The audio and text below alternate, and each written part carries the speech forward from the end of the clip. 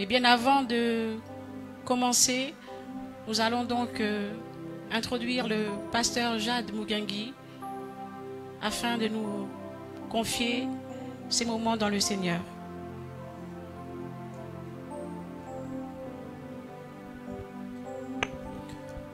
Prions. Seigneur notre Père et notre Dieu, tu as bien voulu dans ta préscience que ces temps se tiennent. Alors tu as tout mis en œuvre. Aujourd'hui, cela est possible. Nous te bénissons, Seigneur. Nous te bénissons pour tes grâces qui se répandent alors que nous sommes réunis pour les choses du royaume. Nous voulons parler de la guerre des tables, mais aussi nous voulons être à table avec toi afin, Père Tout-Puissant, d'être abreuvé de la connaissance qui vient de toi. Que le Saint-Esprit prenne le contrôle de tout ce qui se fera et que ton conseil, mon Père, se fasse entendre. Merci pour ce plateau, merci pour Rehoboth, merci pour chacun d'entre nous, surtout que ta grâce surabonde. Au nom de Jésus-Christ. Amen.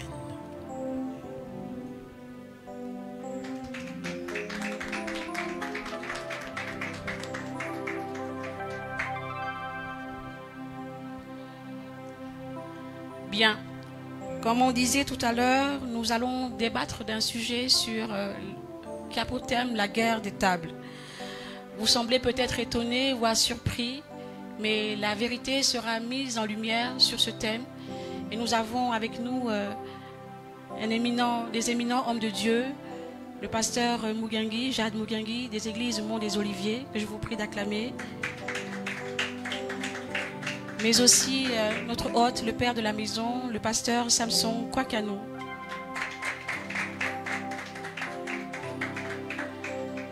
Un numéro donc sera mis également plus bas, en bas de l'écran, un numéro WhatsApp. Ce sera évidemment pour les questions, nous y reviendrons. Pasteur Kwakano, bonsoir. Comment allez-vous, pasteur?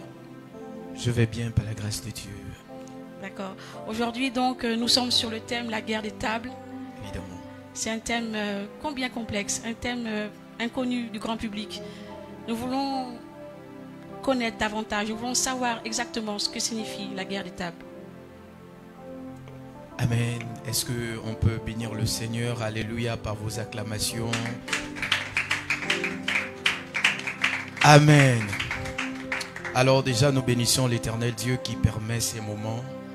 Nous avons eu quelques soucis au niveau technique, mais nous bénissons Dieu qui rend ces moments possibles. Alléluia. Également, je voudrais, avant de commencer, à saluer mon frère. Alléluia. Un frère qui s'y connaît bien en matière de théologie. Alléluia. Qui est dans la chose de Dieu, que j'ai voulu bien inviter pour que nous puissions parler de ce thème qui s'intitule la guerre des tables. Est-ce qu'on peut acclamer pour le serviteur de Dieu qu'il est? Amen. Gloire à Jésus. Alors déjà, la guerre des tables. C'est quoi la guerre des tables? Le Seigneur donc m'a fait grâce d'avoir cette vision, de comprendre les choses du royaume d'une certaine manière. Et la manière dont le Saint-Esprit m'a conduit pour comprendre les choses du royaume, j'ai trouvé qu'il sera bon de discuter des choses du royaume avec nous, la nouvelle génération. Pourquoi je dis nous, la nouvelle génération? Parce que ce sujet nous concerne plus qu'à nos pères. Parce que nos pères ont eu leur temps et ils ont connu ce qu'ils ont pu connaître. Et aujourd'hui, ils nous laissent l'héritage. Et l'héritage que nous laissent aujourd'hui nos pères, la question est de savoir qu'est-ce que nous faisons de cet héritage. Amen. Alors, avant de rentrer dans mon sujet, je voudrais que nous puissions faire une petite lecture dans le texte de Exode en son chapitre 12. Exode chapitre 12, ça va nous aider à comprendre quelque chose pour que nous arrivons à mener le plus grand nombre à comprendre en réalité ce sur quoi nous sommes en train de parler. Amen. Alors regardons un peu ce que la Bible nous dit dans Exode chapitre 12 à partir du premier verset. La Bible nous dit, l'Éternel dit à Moïse et Aaron dans le pays d'Égypte, ce mois-ci sera pour vous le premier des mois, il sera pour vous le premier des mois de l'année. Parlez à toute l'assemblée d'Israël et dites, le 10e jour de ce mois, on prendra un agneau pour chaque famille, un agneau pour chaque maison. Si la maison est trop peu nombreuse pour un agneau, on le prendra avec son plus proche voisin. Selon le nombre des personnes, vous compterez pour cet agneau, d'après ce que chacun peut manger. Ce sera un agneau sans défaut, mâle âgé d'1 an. Vous pourrez prendre un agneau ou un chevreau. Vous le garderez jusqu'au 14e jour de ce mois, et toute l'assemblée d'Israël l'immolera entre les 2 soirs. On prendra son sang et on mettra sur les 2 poteaux et sur le linteau de la porte des maisons où l'on le mangera. Cette même nuit, on en mangera la chair rôtie au feu et on la mangera avec des pains sans levain et des herbes amères. Vous ne le mangerez point à demi-cuit et bouilli dans l'eau, mais il sera rôti au feu avec la tête, les jambes et l'intérieur. Vous n'en laisserez rien jusqu'au matin, et il n'en reste quelque chose le matin, vous le brûlerez au feu. Amen. Alors ce texte est vraiment un long texte. Alléluia, le texte est tellement long. Mais nous connaissons tous cette histoire. L'histoire du peuple de Dieu, le peuple élu de Dieu, qui se trouve en esclavage ou en Égypte. Et Dieu décide comme ça de délivrer ce peuple de la main de son oppresseur. Et on va voir ce qui va se passer dans ce pays-là. Dieu dit à Moïse et Aaron, vous prendrez un animal que vous garderez pendant un temps, et ensuite vous allez immoler cet animal. Vous prendrez le sang et vous allez mettre le sang sur les 2 linteaux, sur les 2 poteaux et sur le linteau. Et comme quoi l'Éternel passera dans la nuit et frappera le peuple en face. Et lorsque l'Éternel passera, lorsque l'ange de la mort passera, il verra le sang et il passera de dessus de votre maison. Alors, je veux amener des gens à comprendre quelque chose, selon que le Saint-Esprit m'a fait comprendre ces choses. Il y a d'un côté un peuple assujetti que Dieu décide de délivrer. Eux, dans leur monde physique, ils s'attablent et ils mangent l'animal. Sauf que de l'autre côté, en face, nous entendons parler des morts des premiers-nés. De l'autre côté, c'est-à-dire le peuple d'Israël n'est pas allé se battre contre le peuple égyptien. Eux, ils ont eu à s'attabler, et de l'autre côté, on a enregistré des morts. Alléluia. Et quand nous regardons dans notre société aujourd'hui, nous voyons que la même chose se répète. C'est-à-dire, dans la sorcellerie, il y a ceux qui se lèvent dans la sorcellerie et s'attablent. Et lorsqu'ils s'attablent, ils interpellent l'esprit de quelqu'un. Il est transformé en animal par la grâce de Dieu. Nous avons eu des témoignages de ce type de personnes que l'Éternel a délivrées de par nos mains et qui ont témoigné. Selon leur témoignage, ils interpellent l'esprit de quelqu'un et la personne n'arrive pas en tant qu'être humain, mais il vient comme comme un animal. On l'immole dans leur réunion et ils s'attablent. Ils mangent et dans leur réunion, ils ont mangé, ils ont bu du sang. Mais dans notre monde physique, on peut constater combien cette personne soit peut tomber malade, très gravement malade, ou soit mourir. À cause de l'action qui s'est déroulée dans le monde spirituel. Alors, nous avons dans le christianisme notre table qui nous a été présentée par la personne de Jésus.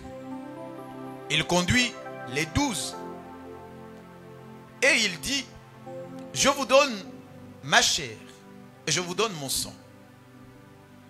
Ils ont pris du sang et ils ont pris sa chair. Et quand nous poursuivons dans cette lecture-là, nous allons voir que quand il fallait maintenant arrêter Jésus, ceux qui venaient pour l'arrêter ne le reconnaissaient plus.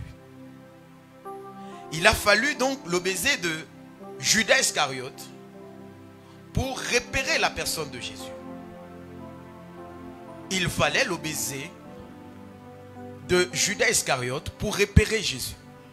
Et Jésus va donc dire: j'étais avec vous au temple, j'allais avec vous tout le temps, mais je suis surpris que pendant que j'étais au temple, vous ne m'avez pas arrêté. Mais pourquoi vous venez m'arrêter comme si j'étais un brigand? Il fallait donc m'arrêter au temple.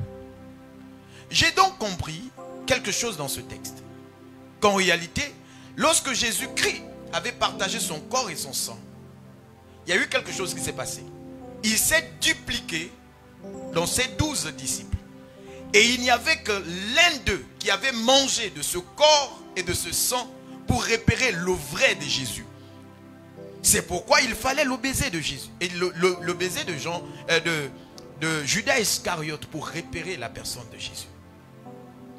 Alors le christianisme, aujourd'hui, qu'on nous a présenté quand nous on était petits, on a pu donc remarquer que à partir de la Sainte Seine, il y avait des guérisons. Quelqu'un consommait le sang de Christ et on voyait de manière instantanée des guérisons. Quelqu'un consommait le corps de Christ et on pouvait voir comment cette personne est propulsée. On sentait quelque chose qui se passait dans la vie de la personne, comme quand l'arche est rentrée dans la maison d'Obed-Édom. Automatiquement, systématiquement, ça déclenche quelque chose dans la vie de la personne, parce que la présence de Dieu rentre dans la vie de la personne. Et lorsque nous étions très gamins, on nous enseignait tout ce qui était le sacré autour de la Sainte Seine, du corps et du sang de Christ. Sauf qu'aujourd'hui, nous avons grandi et nous faisons un constat. Le constat que nous faisons, c'est que nous remarquons que le même sang n'a plus le même effet. Nous remarquons que le même corps n'a plus les mêmes effets. Nous remarquons qu'il y a une légèreté à l'approche de la table de ce roi. Il y a une légèreté aujourd'hui. Alors, des questions que je me pose, Pasteur Jade, c'est de savoir quel est véritablement le problème. Pourquoi aujourd'hui la même Sainte Seine n'a plus d'effet? Je veux bien comprendre si la faute revient à celui qui consomme ou si la faute revient à celui qui administre la Sainte Seine. J'ai un peu essayé de pousser ma réflexion et vous allez intervenir. En poussant ma réflexion, je me suis donc posé la question de savoir, est-ce que les deux ne sont pas en faute? Parce que lorsque Jésus rassemble ses disciples, il précise bien, ceci est mon corps. Ceci est mon sang. Alors, je veux me poser la question de savoir, est-ce que celui qui administre aujourd'hui, le sacrificateur qui présente la Sainte Seine, est-ce qu'il voit dans son esprit qu'il présente le corps, c'est-à-dire la chair de la personne de Jésus? Est-ce qu'il voit dans son esprit le sang de la personne de Jésus-Christ? Voilà toutes les questions que je me pose et je veux bien savoir. Ensuite, je me pose encore l'autre question de savoir si celui à qui on donne la Sainte Seine, si il voit dans son être qu'il consomme en réalité un corps ou un sang. Parce qu'en réalité, il faut que nous comprenions comment les autres dans leur camp s'attablent et ils ont les résultats. Nous voyons des francs-maçons, des rosicruciens, ceux qui sont dans des pratiques occultes. Nous voyons combien ils font des sacrifices. Et tout de suite, ils grimpent, ils arrivent à une dimension. Quelqu'un immole une bête et vous voyez tout de suite, il a une promotion. Quelqu'un immole une bête, tout de suite, il est élevé financièrement. Qu'en est-il de notre corps et de ce sang que le Christ nous a présenté, qui d'ailleurs est un sang sans défaut et un corps sans défaut? Parce que lorsque la Bible nous parle du corps et du sang de Jésus, la Bible nous dit que le sang de Jésus, il le fallait parce que le sang des boucs n'avait pas un cri capable de nous introduire dans des choses de Dieu. Alors, comment eux, ils ont des animaux qui ne sont pas capables d'ouvrir le ciel, de déclencher le ciel? Mais nous voyons des résultats de manière palpable. Mais comment nous, on a le corps et le sang qui ouvrent le ciel, qui nous donne accès au trône de la grâce, mais nous ne voyons pas des effets? Alors je dis, le problème se situe au niveau de la nouvelle génération. Qu'en est-il de tout ce qui a été dit autour de la Sainte Seine? Où est la crainte qu'on avait lorsque nous étions tout jeunes? Où se situe cette crainte? Amen. Donc voilà un peu des questions qui sont dans mon esprit. Et je veux qu'ensemble nous puissions répondre à ces questions. Je le dis aussi à ceux qui nous regardent en live. Vous pouvez réagir par rapport à ce live. Nous donner aussi votre point de vue. Ce que nous dirons aujourd'hui n'est pas forcément toute la vérité. Ce que nous allons dire aujourd'hui n'est pas forcément toute la vérité. Mais nous voulons ensemble mettre des vérités pour trouver la vérité absolue. Amen. Alors, je ne vais pas garder la parole.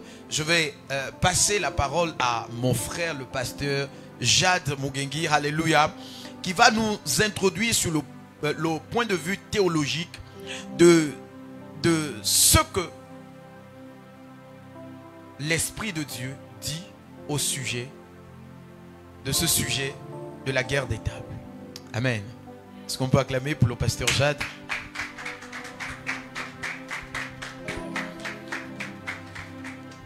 Oh, merci beaucoup, révérend. C'est déjà un honneur d'être là. Merci de m'avoir invité. Il y a beaucoup d'orateurs, il y a beaucoup d'hommes de Dieu. Le choix porté sur ma personne, ce n'est pas parce que je suis spécialiste de la question, non, pas du tout. Je crois que le choix est certainement spirituel. Merci prophétesse de m'avoir invité également. Merci pour la présentation. Alors, tout de suite comme ça, le thème la guerre de table est quand même provocateur, il faut le dire. J'ai vu l'affiche, j'ai vu le thème quand c'est arrivé. Il est quand même provocateur, mais il est plus évocateur que provocateur. Parce que ce qu'il faut dire, dès que nous comprenons la guerre de table, ça donne l'impression d'une bataille. Et effectivement, il y a une bataille. Effectivement, il y a une bataille parce que, je vais ici citer les paroles de Jésus, il dit: depuis le temps de Jean-Baptiste, le royaume des cieux est forcé. Or, le royaume des cieux est un système. Donc, ce n'est pas un lieu géographique. C'est un système, c'est une manière de faire, c'est une vision, c'est un penchant pour un style de vie. Donc, dans le royaume, il y a une manière de fonctionner. Dans chaque royaume, il y a une manière de fonctionner. De la même manière, dans le livre de Jean, Jésus dira que ceux qui cherchent, le Père cherche des adorateurs qu'il adore en esprit et en vérité. De l'autre côté, le diable cherche des adorateurs qu'il adore en esprit et certainement en fausseté, on va dire comme ça. Parce que la Bible dit que la vérité dans la bouche du diable est un mensonge. Donc il n'y a pas de vérité en lui. Vraiment, il cherche des gens qui l'adorent en esprit et en fausseté parce que c'est un esprit. Alors, et c'est là le point focal de la guerre de table. Nous parlons de la guerre de table. Homme de Dieu, toute délivrance dans la vie a commencé par une guerre. Il n'y a aucune délivrance sans guerre. Et toute table, pour être dressée, il faut une guerre. Allons-y dans l'hôtellerie, vous allez vous rendre compte que pour dresser une table, lorsqu'on reçoit des convives, c'est toute une bataille. Comment mettre la fourchette ici, comment mettre cela, comment mettre... Le problème, la guerre ne s'arrête même pas quand on dresse la table. C'est quand on commence à manger. Il y a un genre de nourriture. Il y a des verres, il y a plusieurs verres, il y a pour de l'eau, il y a du vin, il y a telle viande qui doit se manger comme ceci et comme cela. Alors, bibliquement, on va essayer d'interpréter par la grâce du Seigneur la nuit de la Pâque. Parce que la Pâque n'est pas la fête d'abord. La Pâque, c'est le rituel même. Et aujourd'hui, à l'église, on a peur des mots. On a pris les mots de l'église qu'on a donnés aux hommes des loges et des lobbies un peu pernicieux. Non, non, non, non. Il faut qu'on revienne. L'église est essentiellement mystique. Et plus que l'église est mystique, l'église est bâtie sous des rituels. Lorsque Jésus dit à Pierre, je bâtirai mon église, il n'est pas en train de dire à Pierre, je bâtirai sur toi un rassemblement de personnes. Non, je mettrai en toi des valeurs qui prônent la vision du royaume. Mais tout est d'abord mystique, parce que lui-même ne nous laisse pas le christianisme. Ce sont les hommes, après, 1er siècle, tout ça, ils vont commencer par appeler les apôtres dans Acte 11, des chrétiens. Donc des comme Christ. Pourquoi? Parce qu'ils vivaient comme Christ. Mais comment était Christ? Essentiellement mystique. D'où ces prières de nuit. Toute la nuit, il prie. Le matin, donc la nuit, il va prier pour prendre une position. Et puis un jour, il arrive. Il va commencer à opérer. Pourquoi? Parce qu'il était lui-même mystique, avait déjà pris le devant de ces journées pendant la nuit. Et la journée, il manifestait simplement. Alors, revenons sur la guerre des tables. David dit, l'Éternel dresse une table devant mes adversaires. Les adversaires de David, on va essayer de dire ça comme ça, dans tous ces psaumes et les psaumes des 12 autres auteurs, on n'a jamais vu où David nomme un ennemi. C'est parce que l'ennemi n'est pas d'abord l'individu, c'est d'abord l'esprit. Donc, quand on arrive à l'église, force est de constater qu'on a essayé d'indulcorer un peu les rituels de l'église. Parce qu'on dit non, ça fait en sorte que les gens nous voient un peu trop bizarres. Il faut moderniser. La parole de Dieu demeure. Parce qu'il est lui-même hier, aujourd'hui, éternellement. C'est pourquoi on l'appelle l'Éternel, le Je suis, le Yahweh. La nuit où l'Éternel veut délivrer les enfants d'Israël, dans cette même nuit, on l'a lu, vous l'avez lu, le sang qui va être coulé n'est pas bu. Le sang n'a jamais été bu. C'est le sang des boucs. Naturellement, vous l'avez dit, le sang des boucs n'a pas une voix. Parce que même lorsqu'on essaie d'étudier les animaux, l'animal n'a pas d'esprit. Pour qu'un sang parle, il doit être lié à un esprit. Le sang de l'animal n'a pas d'esprit. Donc tout rituel fait avec le sang des animaux n'était pas bu, mais il devait être aspergé. Même dans le temple, il devait être aspergé au cornes de l'autel. Pour faire quoi? Il servait de symbolique. C'était l'ombre des choses à venir. Dans la nuit du 14, du 10e mois, qui était le premier mois des Juifs, alors qu'ils étaient encore en Égypte, la vérité c'est qu'ils devaient avoir le stress. En fait, pour eux, ils devaient plus chercher à sortir, parce qu'ils devaient sortir. Mais regardez comment le Seigneur dit, je dresse d'abord une table pour vous, devant vos adversaires. Il n'y a aucune élévation dans ce monde sans passer par une table. Ça n'existe pas. Ça n'existe pas. J'ai écouté les messages sur les hôtels, bâtir les hôtels. Oui, il faut bâtir les hôtels pour grandir. Mais la majorité des délivrances dans la Bible sont passées par des tables. Abraham a dû dresser une table pour avoir Isaac. Il a vu 3 hommes, il a dressé une table. Donc, tout ce qui s'est passé dans la Bible, d'aussi étrange, c'était une affaire de table. Et cette guerre est perpétuelle. Pourquoi elle est perpétuelle, homme de Dieu? La génération d'hier, nos pères, nous apprenaient le style de vie. Eux-mêmes, il faut le dire, pratiquaient la spiritualité même du rituel. Mais ils nous apprenaient le style de vie. Il faut vous sanctifier. Il ne faut pas pécher. Il ne faut pas voler. Grâce à Dieu, nous sommes dans une dispensation du Saint-Esprit. Corinthiens dit, il donne à qui il veut. Il vous a révélé ces choses.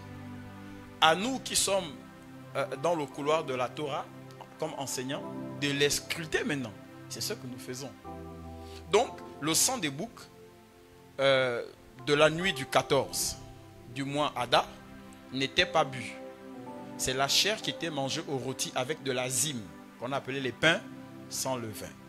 Tout ceci était un rituel qui préfigurait un accomplissement futur. Or, l'accomplissement futur devait se faire par un objet. Parce que Christ est l'objet qui était caché sous le voile de la loi.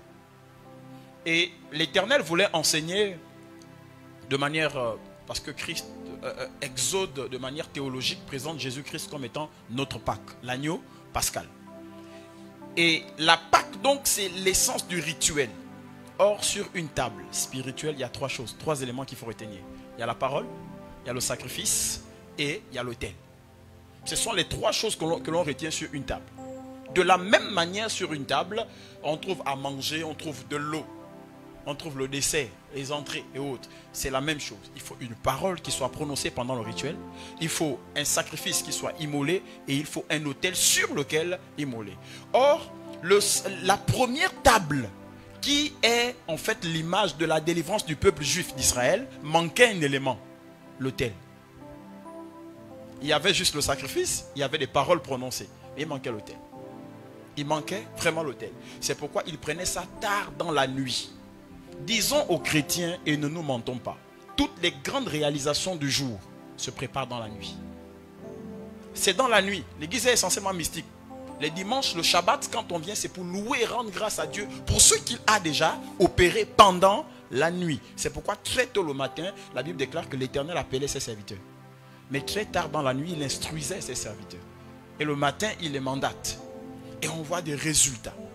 Donc, ce repas, la nuit du 14 au 10e mois, préfigurait une chose qui devait se passer dans le Nouveau Testament. Et après cela, la Bible dit qu'ils sont sortis de manière rangée. Les enfants d'Israël sont sortis de manière rangée. Mais, homme de Dieu, quand ils ont mangé l'agneau rôti, ils ont pris le pain sans levain. La Bible dit plus tard qu'ils sont allés chez les voisins. Ils ont demandé tout. Les choses leur ont été favorables. Il n'y a pas eu de résistance. Pourquoi? Ils avaient fait le rituel pendant la nuit. Mais nous, on veut venir au Shabbat le dimanche. On dort. On regarde la télévision. Et le matin, on pense que Dieu va nous exaucer. Non, non, les amis. Revenons à la vraie spiritualité. La spiritualité nous est donnée sur une table. Allons-y manger. Parce que, je vais prendre vos phrases. Sur sa table, il nous sert de son sang. Et il nous donne de sa chair. C'était donc la préfiguration de Christ. Mais il manquait l'autel. Et quand ils vont sortir, la loi va commencer donc à s'imposer. Parce qu'il faut dire, la table du Seigneur n'est pas une affaire de loi. Parce que la loi peut être amendée, révisée. Voilà. On peut réviser une loi. On peut l'annuler, on peut l'abroger. On peut remplacer par une autre. Parce que c'est une loi qui annule une autre. C'est pourquoi l'Éternel n'a jamais donné la première table, qui est la Sainte Seine, qui est la Pâque. Il ne l'a pas donnée dans la loi. Il l'a donnée avant la loi. Parce que pendant que Moïse est né dans la dispensation de la promesse avec Abraham. Et il va continuer comme ça. La loi va durer 1524 années, soit 16 siècles. C'est cette loi qui va être le pédagogue de tous les enfants d'Israël. Mais entre-temps, cette table va présenter des faiblesses. La première faiblesse, je dis, il y avait absence de l'autel. C'est la première faiblesse. La deuxième faiblesse, c'est qu'on ne pouvait pas boire de ce sang. Parce que ça n'avait aucune vie. La Bible dit la vie est dans le sang. Or, il n'y a pas de sang dans la vie de l'animal. Pas possible. Je suis surpris que ceux qui boivent le sang humain, qui sacrifient les animaux, prospèrent. En vérité, pour qu'un sang humain donne l'élévation à quelqu'un, il faut que son sang soit connecté au véritable sang qui est à notre notice. Donc, quand quelqu'un...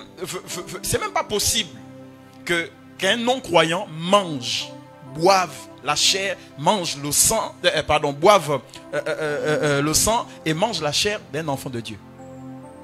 Non, non, non, ça ne s'explique pas. Ça passe par où? Et alors, vu cette faiblesse, les Juifs vont vivre toute la dispensation de la loi jusqu'à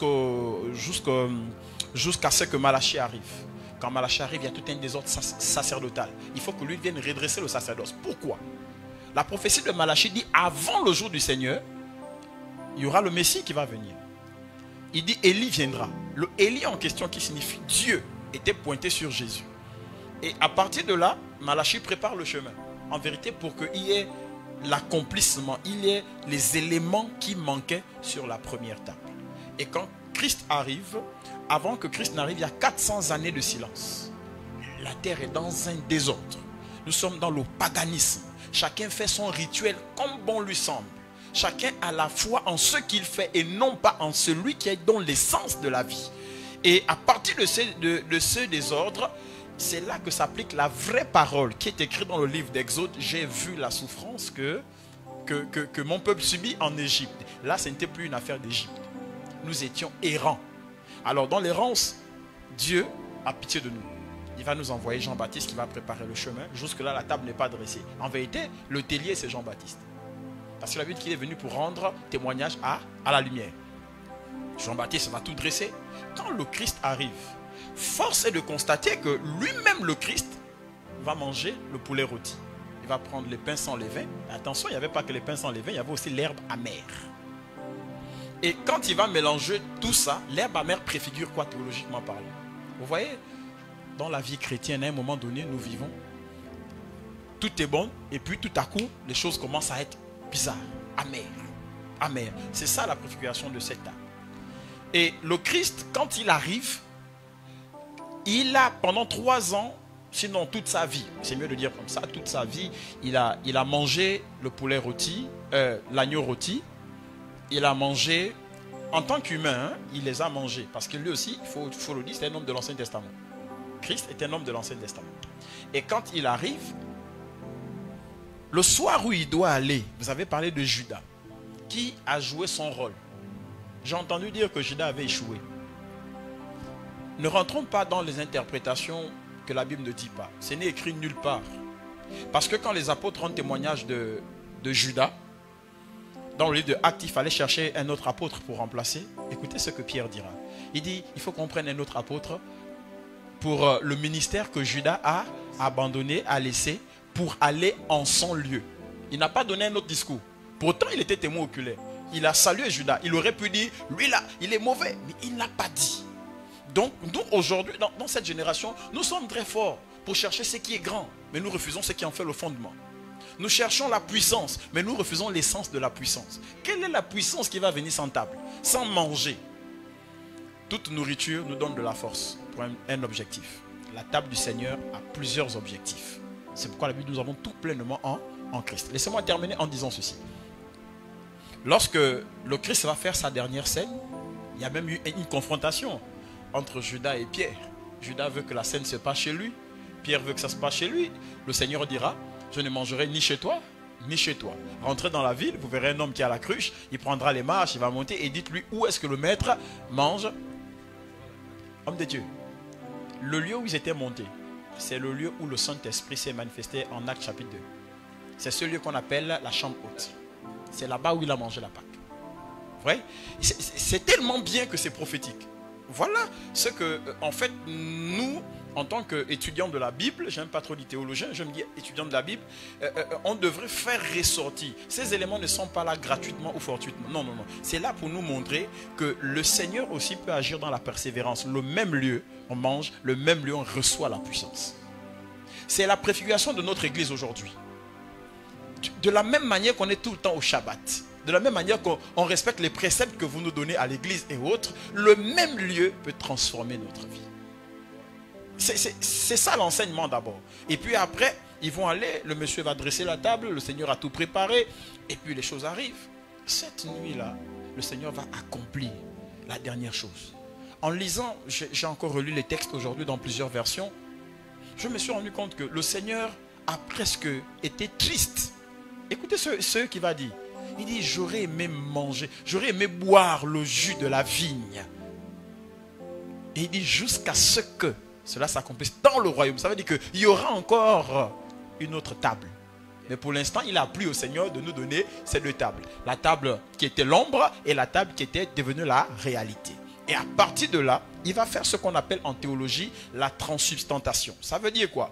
La capacité de transformer de l'eau, ou enfin un liquide si vous voulez, en vin, et un élément comestible comme le pain, la galette, la viande en chair. Il va dire, prenez ceci, c'est ma chair, prenez ceci, c'est mon sang. Homme de Dieu, pour boire le sang de quelqu'un, pour manger sa chair, il faut qu'il soit mort. Mais comment est-ce que Jésus dira, mangez et buvez alors qu'il est vivant? Et je suis d'accord avec votre révélation. Vous voyez que ce n'est pas seulement la théologie, vous avez l'Esprit de Dieu. Voilà ce que l'homme de Dieu a dit. Il a dit ceci, il a dit, Christ ce soir s'est multiplié en chacun. Effectivement, c'est ça la bonne interprétation, herméneutiquement parlant. Pourquoi? Parce que quand il dit, mangez ma chair, dans Jean 6, il dira, celui qui ne me mange pas et qui ne boit pas mon sang n'aura pas la vie éternelle. Deux informations à retenir. Un, dans la vie de Christ, il y a tout ce qu'il faut pour être élevé. Dans la chair de Christ, il y a tout ce qu'il faut pour être élevé. C'est pourquoi lui-même s'est rabaissé. Parce que s'il était élevé et nous, on était également élevés, il devait avoir fossé dans le rituel. Parce que tout rituel vient pour nous propulser quelque part. C'est pourquoi nous sommes au Gabon en ce moment. C'est pourquoi il y en a qui font en ce moment les rituels. Parce qu'ils veulent passer en force. La meilleure table, c'est la table du Seigneur. Le Christ dit, ceci est mon sang. Et il va plus loin, il dit, ceci est le sang de la nouvelle alliance. En d'autres termes, les faiblesses de l'ancienne table, je viens de les annuler pour rentrer dans une nouvelle alliance. Or, l'alliance, chez les Hébreux, on appelle ça le Bereshit. Ça veut dire c'est un pacte où chaque partie devrait remplir sa part. Notre part est de manger simplement. Or, dans l'ancien temps, notre part, le sang couvrait la vie. L'ange de la mort passait. Le sang couvrait, nous protégeait. Là, le sang ne nous protège pas seulement, mais le sang nous propulse. C'est pourquoi quand on vient en Christ, la Bible dit nous sommes une nouvelle créature. Ça ne dépend pas des actes. Si on doit Koulibaly, pendant qu'on est païen et qu'on se convertit le lendemain, si on n'a pas payé cette dette, on doit toujours Koulibaly. On va toujours devoir Koulibaly. Le plus important, c'est quoi? C'est d'aller restituer à Koulibaly. Voici ton argent. Mais on devient une nouvelle créature dans les sens mystiques. Et là, dans l'esprit, on est une nouvelle créature. Donc Christ donne sa vie là. Et quand il va donner sa vie, il va aller. Parce que dans Jean, il le dit, personne ne m'ôte la vie, je donne ma vie. Et quand il va donner sa vie, c'était cette nuit qu'il a donné la vie. Il ne s'est pas arrêté à donner la vie, homme de Dieu. Il allait jusqu'à laver les pieds des disciples. Comme pour dire quoi, les gars, après le repas, il y a la détente. Pourquoi laver les pieds? C'était laver tout ce qui était comme mauvaise odeur, comme poisse, les endroits où on nous avait déjà fétiché. Vous savez, les pieds, chez les Juifs, les chaussures représentent la bonne nouvelle, la bonne direction. Donc il fallait maintenant laver les pieds pour que ces pieds prennent maintenant la direction où le rituel devait nous conduire. Et à partir de cet instant, nous sommes devenus des nouvelles créatures. À partir de là, on peut dire un démon sort au nom de Jésus. Parce que le nom de Jésus devient pour nous une prérogative en fait. Ça devient pour nous, comment vous appelez ça? Une procuration. Donc quand on dit au nom de Jésus, voilà, il est obligé de partir. Pourquoi? Pas parce qu'on dit juste au nom de Jésus. Nous sommes invités à la table pendant la nuit. Homme de Dieu, je termine en disant, il y a des gens qui vivent sur la terre pendant la journée, mais la nuit, ils dorment à la table mystique du Seigneur. Et c'est ce que nous sommes. L'Église est essentiellement mystique. C'est pourquoi ça n'a jamais été annoncé. Donc voilà un peu ce que je peux dire en entrée de jeu comme ça sur la guerre des tables. Nous sommes en guerre, que chacun réalise cela. Gloire à Jésus. Est-ce qu'on peut acclamer pour le pasteur Jade? Alléluia. Alors, je vois que le pasteur Jade, vous avez développé sur le plan étude biblique de ce qu'est en réalité la guerre des tables. Nous comprenons nous tous qu'il y a une vraie guerre. Nous comprenons nous tous que l'Église est essentiellement spirituelle. Nous comprenons ces principes qu'il faut s'adresser à l'autel. Il faut, comme l'Éternel Dieu l'a dit à Gédéon, va d'abord détruire l'autel de tes parents et ensuite il ne faut pas laisser vide, il faut bâtir l'autel pour moi. Nous comprenons le principe de l'autel. Maintenant, aujourd'hui, ma question, je pense que ma question n'a pas été répondue. Parce que ma question ici n'est pas de faire le constat. Ici, ce que j'évoque n'est pas de faire seulement le constat. Parce que bien que c'est silencieux, mais il y a ceux qui font le constat. Et nous pouvons remarquer aujourd'hui que certains serviteurs, jeunes comme nous, ne font presque pas de sainte scène dans leur église. Parce qu'ils constatent justement qu'il n'y a plus d'effet. Qu'ils ne voient pas en réalité l'effet. Maintenant, qu'est-ce qu'il faut? Parce que c'est là ma question. Qu'est-ce qu'il faut pour ramener le jeune serviteur que nous sommes à considérer le côté sacré de la chose? Yes. Le côté sacré de la chose. Parce que lorsque le sacré n'est pas considéré, lorsque le sacré n'est pas pris dans son sens, nous voyons ce qui peut se passer. Je préfère revenir un peu sur l'exemple que j'ai pris tout à l'heure, qui concerne la vie de Obed-Édom. Nous voyons que l'arche de l'Éternel était à un lieu abandonné par les Philistins. D'accord? Et David prend la résolution d'aller récupérer l'arche de l'Éternel pour le conduire à Jérusalem. Yes. Mais sur le chemin, nous allons voir que l'arche de l'Éternel devait tomber. Et il y a eu un serviteur appelé Uza qui a voulu repêcher l'arche. Et de manière instantanée, il fut frappé. Il fut frappé. Alors, est-ce que ce n'est pas la même malédiction qui nous frappe aujourd'hui en tant que jeunes pour que nous ne puissions pas voir des résultats de ce sacré? Parce que on parle de quelque chose de très spirituel. On parle de consommer le corps. On parle de consommer le sang d'un Dieu, s'il vous plaît. Comment le corps et le sang d'un Dieu peut être muet? C'est là. Quelle solution trouver? Homme de Dieu, on peut parler ici. Nous avons un problème avec cette génération dans laquelle nous sommes, parce que je ne m'exclus pas, je ne suis pas vieux non plus. Je crois que le premier souci, je dis directement, qui fera en sorte que plusieurs personnes ne pratiquent pas ce repas du Seigneur, la première chose, c'est le manque de connaissance. C'est le manque de connaissance. Nous citons si facilement aux Écatis, mon peuple périt. Vous voyez, on jette le discrédit sur le peuple. Mais quand l'Éternel parle de mon peuple, il y a le clergé dedans. Il y a celui qui conduit dedans. Il y a ceux qui sont conduits à l'intérieur. Ça, c'est le contexte du texte. Voilà, il faut qu'on restitue chaque chose dans son contexte. Donc quand l'Éternel dit mon peuple périt faute de me connaître, j'aime la version qui dit faute de me connaître, on prend tout le monde dedans. Maintenant, nous aussi, dans cette génération, nous jetons ça comme ça. Mais en vérité, lorsqu'on dit mon peuple périt faute de me connaître, l'Éternel est en train de dire, est-ce que ce peuple connaît réellement ce qu'il faut pour conduire les autres. Je crois, homme de Dieu, que s'il y a des personnes qui ne pratiquent pas le repas du Seigneur dans les églises, c'est parce qu'ils ne connaissent pas d'abord la quintessence de ça. Ils ne connaissent pas les valeurs, la puissance que ces choses dégagent. En d'autres termes, pour initier, il faut être initié. Alors, ils ne sont pas initiés dans la spiritualité. Ils vont initier qui? Sous la base de quoi et au nom de qui? Parce qu'en vérité, dans la spiritualité, tout est géré par un esprit. Que vous le voulez ou pas. Les gens m'ont dit un jour, mais pourquoi on parle toujours de tout il y a toujours un esprit derrière chaque chose alors que tout c'est Dieu qui tient. Je dis mais non. Le président de la République est le chef de l'État, mais c'est pas lui qui est le ministre de l'Éducation, c'est pas lui qui est le ministre de ceci. Il y a des personnes, le livre de Deutéronome nous dit clairement que dans la division de la terre, il y a chaque astre, il y a chaque ange qui tient un territoire.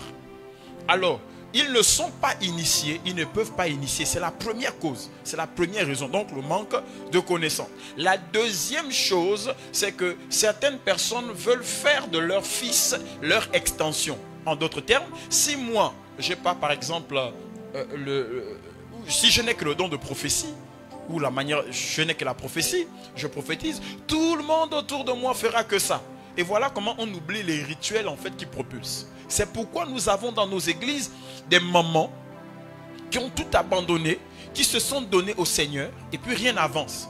Parce qu'on ne leur donne pas les aromates qu'il faut pour que la vie dégage une bonne odeur. Ça, c'est quelque chose qu'il faut aussi expliquer. Alors, la Sainte Seine est une table. Je dis sur la table du Seigneur, j'ai parlé de l'absence de l'autel sur la première table. Mais l'autel s'est retrouvé dans la deuxième table ou à Golgotha. Parce que la croix était un autel. Là encore, le sang a coulé. Et c'est là où le véritable sang a coulé et la chair de notre Seigneur, pendant qu'on frappait sur lui 40 coups moins 1, en fait, sa chair est devenue émiettée. Parce que les Pérons, vous voyez, avant, mais les Romains, c'était une boule de fer qu'on frappait et ça rentrait dans le corps. Quand on tirait, la chair sortait. Donc, l'une des raisons, c'est ça, c'est le manque de connaissance. Maintenant, pourquoi il n'y a plus d'impact? Mais parce que simplement, celui qui ne connaît pas minimise ce qu'il ne connaît pas. Si vous ne connaissez pas la valeur d'une voiture, vous n'en avez jamais acheté, on vous demande de la conduire, mais vous allez passer dans tous les trous possibles. Parce que ce n'est pas vous qui avez acheté. Et c'est pourquoi dans nos églises, l'apôtre Paul réglera cette question, d'ailleurs, homme de Dieu dans le livre de 1 Corinthiens chapitre 11. Il leur dira, on ne vient pas à l'assemblée pour manger. Et quand vous venez, vous mangez ce qui vous appartient en propre. Ça veut dire quoi? Dans le contexte biblique dit que à chaque Shabbat, chaque femme, chaque personne, chaque famille venait avec un repas. C'est comme ça qu'il représentait ce repas comme étant le repas du Seigneur. Et quand il mangeait, la Bible dit que chacun choisissait son propre repas. Mais si chacun choisit son propre repas, où est l'essence de la communion fraternelle? À quel moment est-ce qu'il y a échange? Vous savez, le fait que je me frotte à vous tous les jours, ce qui est en vous peut venir chez moi. C'est ce qu'on appelle l'onction corporative. Or, ça doit passer par des éléments. Même si je vous côtoie tous les jours, si je ne crois pas en ce que vous faites, ça ne passera jamais. Il faut toujours une croix de transmission. Nous, dans cette génération, beaucoup n'ont pas compris. Comment concevez-vous que on prend la table du Seigneur, on a donné la table du Seigneur au jour du baptême. Quand quelqu'un passe par le baptême d'eau, on lui dit, là, il prend maintenant la table du Seigneur, tu es digne. Et puis c'est fini. Et puis c'est tout. Mais comment ça se passe? Et puis c'est tout. Non. Disons-le, il y a des gens qui ne sont pas normaux, des personnes qui ne sont pas normales dans nos églises. Pour que ces personnes reçoivent cet impact, pour que ces personnes reçoivent l'impact de la table du Seigneur, il faut les introduire. Et laissez-moi vous dire, prenons cette parenthèse qu'on va rapidement refermer, homme de Dieu, même certains baptêmes dans les églises ne sont pas faits parce que celui qui est devant ne croit pas à la force du rituel. Il y a ça.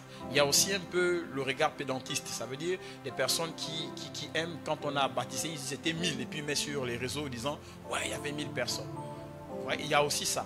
Or, ça annule toute la puissance du rituel mystique. Ça annule tout. Moi, je crois que avant nos pères nous enseignaient la spiritualité autour. C'était sacré. On avait peur même d'arriver devant le pain sans levain. On avait peur. On ne savait même pas c'était quoi. Je ne sais pas si vous vous souvenez. Moi, je ne savais pas ce qu'on buvait. Je ne savais pas. Jusqu'à ce que je devienne moi-même dans le sacerdoce pour que je comprenne que c'était donc du vin de raisin. Mais en vérité, nous ne savions pas. Encore que dans certains milieux, le repas du Seigneur est pris. D'autres, c'est tous les dimanches. D'autres, c'est après 3 mois. D'autres, c'est, comme on a dit, après le rituel de baptême. Bon, d'autres, ils n'en prennent même jamais. Parce qu'ils ne sont pas initiés. Donc, voilà quelques éléments que je peux trouver. Maintenant, du fondement biblique. S'il faut trouver des éléments, pourquoi les gens ne le font pas, on va aller simplement, parce que il n'y a que ce livre, 1 Corinthiens chapitre 11. Il n'y a que dans ce chapitre qu'on trouve là où l'apôtre Paul règle la question de la scène. À part ça, dans toute la Bible, il n'y a rien. Donc là-bas, il a réglé quoi? Premièrement, les gens ne s'entendaient pas. On ne peut pas prendre le repas du Seigneur si on n'est pas en harmonie. Regardez les gens des loges. Regardez comment ils s'entendent. Regardez comment ils se défendent. C'est pourquoi ils peuvent boire le sang ensemble. Mais un sang qui n'a pas de vie. Alors que nous avons le sang qui porte la vie, qui a un message plus excellent que le sang d'Abel. Le sang d'un Dieu, voilà. Mais nous ne nous entendons pas. On ne peut donc pas manger. Les choses spirituelles sont essentiellement spirituelles. Ce qui est né de la chair est né de la chair. Ce qui est né de l'esprit, homme de Dieu, est né de l'esprit. Si nous ne nous entendons pas, on ne peut pas manger la scène ensemble. Même si nous forçons. C'est pourquoi l'apôtre Paul dit, c'est lui qui mange sans discerner le corps sera coupable du corps et du sang. Il n'a pas dit de Dieu. Il dit du corps et du sang. En d'autres termes, c'est lui qui fait un rituel. Là où on doit invoquer l'attribut de Dieu qui est Adon, parce que Adon, du grec, signifie propriétaire de la terre. J'ai envie de posséder un champ, je ne vais pas venir prier El Elohim. Ce n'est pas l'entité qu'il faut là. C'est Adon qu'il faut. Donc, pendant que je fais ce rituel, si j'appelle une autre entité, je viens de fausser quelque chose. En fait, je suis en faux avec ce rituel. Voilà pourquoi il y a beaucoup de fous dehors. Il y a beaucoup de fous dehors parce que même eux-mêmes là-bas, dans leur monde, ils s'embrouillent. Pourquoi nous, on va s'embrouiller alors qu'on a le Saint-Esprit qui dit, c'est pas ça. Faites comme ceci. Donc, voilà un peu, homme de Dieu, ce que je peux dire. Amen. Alors, le pasteur Jade, vous avez parlé dans le fond. Mais il y a quelque chose qui revient. Question de formation. Celui qui ne le fait pas, c'est parce qu'il ne connaît pas. C'est parce qu'il n'est pas formé. Parce qu'il n'est pas formé, il ne peut pas. Il n'est pas initié. Il n'est pas initié. Parce qu'il n'est pas initié, il ne peut donc pas comprendre.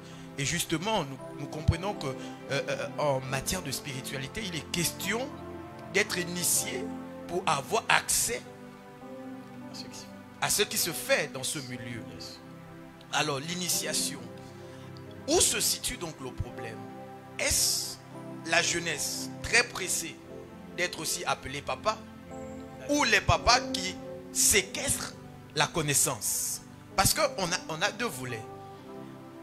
On a soit des papas qui séquestrent la vérité et qui ne veulent rien montrer aux enfants, ou ce n'est pas des jeunes, nous, qui ne voulons pas apprendre parce que nous sommes tellement pressés d'être papa. Waouh, elle est... La question, vous mettez en danger un peu. Vous mettez en danger parce que je ne sais pas combien de papas nous regardent. Mais il faut parler. Je suis un apologète. Ça veut dire que je défends la foi et je le ferai. Je mourrai pour mes convictions, mais il faut qu'on se le dise. Si en politique on crie transition, crions transition dans le sacerdoce. Je vais vous expliquer, vous avez dit quelque chose, vous avez parlé d'Ouza. Vous savez pourquoi Ouza est mort? Ouza n'est pas mort parce qu'il a voulu aider Dieu. Non, c'est une mauvaise interprétation. Revenons au contexte. Ouza ne faisait pas partir de la tribu de Lévi. C'est la première chose déjà. Ouza ne pouvait pas toucher ce qui appartenait uniquement aux Lévites. C'est la première erreur. Voilà ce qui a tué Ouza. La deuxième erreur était celle de David. Voilà pourquoi David s'est fâché quand Ouza est mort. La vérité, c'est que pourquoi David se fâche parce qu'Ouza est mort? Il se serait fâché si c'était Asaph qui était le responsable des chants, le prophète. Il se serait fâché si c'était un Lévite. Mais pourquoi il se met en peine pour Ouza? Mais quand il apprend que l'arche bénit Obed-Edom, il devient jaloux. C'est bizarre, non? Parce que simplement, la gloire de Dieu, l'arche ne se porte pas sur les animaux. Ça n'a pas été fait pour être porté sur les animaux. La gloire de Dieu se porte sur les hommes. C'est ce qu'Ésaïe a dit. Toute la terre est remplie de sa gloire. La gloire de Dieu, ce n'est pas un animal, c'est un homme. Qui est l'homme pour que tu te souviennes de lui? C'est là la cause de toute la bagarre des tables. Satan dresse sa table et Satan est fâché parce que nous sommes faits à l'image de Dieu, à sa ressemblance. Et lui n'est pas fait à l'image de Dieu, à sa ressemblance, mais pourtant il dirige les gens. Nous sommes là. Il estime, il dit, ça c'est une partie, une poussière de la terre. Et qui va être comme Dieu? Et pour couronner le tout, Dieu dira, psaume 4,22, je crois, verset 6, ou 4,26, verset 2, mais je crois que c'est 4,22, verset 6. Vous êtes de Dieu, vous êtes les fils du Très-Haut. Là, Satan est déstabilisé. Homme de Dieu, le problème, ce n'est pas une affaire des pères qui cachent la vérité ou des fils qui sont pressés. Le problème, c'est de comprendre la dispensation dans laquelle nous sommes. Les pères étaient dans une... Écoutez, les pères étaient dans une dispensation où il n'y avait pas ce que nous avons aujourd'hui. Regardez comment vous êtes tout mignon. Vous avez un costume, bouton doré. Ils n'avaient pas ça. Ils n'avaient pas ça. Ils n'avaient pas tout le standard, tout le standing même qu'il y a aujourd'hui. Ils n'avaient pas Internet pour aller faire des recherches. Ils n'avaient tous pas de Bible. Ils avaient l'esprit. Or, l'esprit ne peut travailler qu'à la dimension de la connaissance de quelqu'un. C'est pourquoi dans toute la Bible, les personnes que nous citons dans le Vétérotestamentaire sont des personnes qui ont fait des choses étranges que dans la spiritualité. Mais arriver sur le plan intellectuel, humain, ça n'a pas été ça. Ça n'a pas été ça. Très peu. Parce que Alexandrie, qui était une partie de l'Égypte, on appelle ça la maison du livre. En hébreu, ils appellent ça Bet Sefer. Donc la maison du livre. Et c'est là-bas qu'on trouvait un peu de la connaissance. En Afrique, c'est chez nous. D'où tous les grands sont maintenant là à apprendre parce qu'il fallait un équilibre entre la spiritualité et la connaissance. Or, même dans la spiritualité, tu as besoin de connaissance. Parce que pour savoir mélanger les aromates, ça, il fallait que Dieu donne cette révélation au sacrificateur. Dans cette génération, on a, oui, des fils pressés d'être appelés daddy. Oui. On a des fils pressés d'être libérés. Oui. On a des fils pressés de démarrer des ministères autonomes. Mais attention, on doit comprendre une chose, que pour commencer à aller faire la course, on doit devoir s'entraîner. Tout le monde ne va pas aux Jeux Olympiques.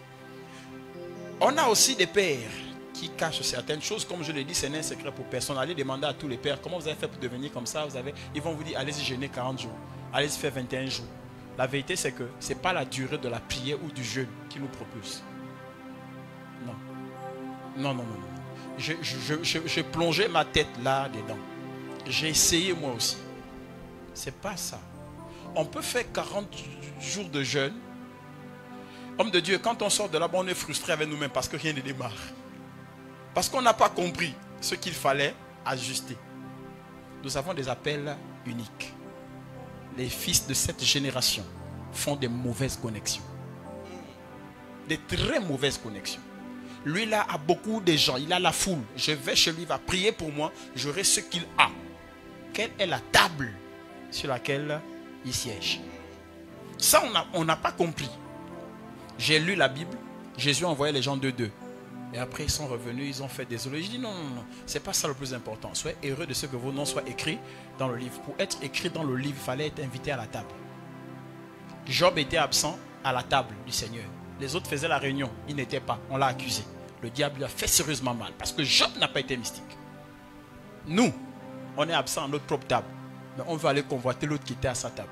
C'est la maladie de cette génération. On veut tous être appelés daddy, d'accord. Mais s'il vous plaît, nulle part dans la Bible, il a été écrit que l'autre a appelé mon fils. Mon fils, c'est le fils qui révèle le père. Laissez les fils vous appeler daddy. Vous faites votre part. C'est tout. Du côté des papas, ils ont fait leur temps. Ils ont frayé le chemin. Ici au Gabon, il y a des papas qui ont frayé le chemin de l'évangile.